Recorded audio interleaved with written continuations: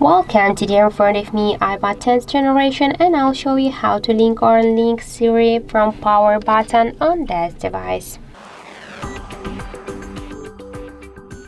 So just now by press and hold the power key, we can see that Siri is turned off.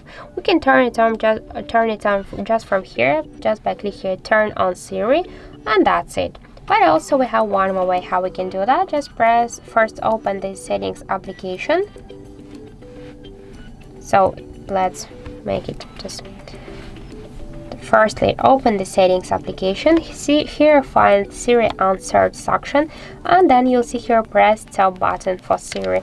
Just tap once on the switcher and click enable Siri. So now by press and hold the power key, we can see that the Siri is activated successfully.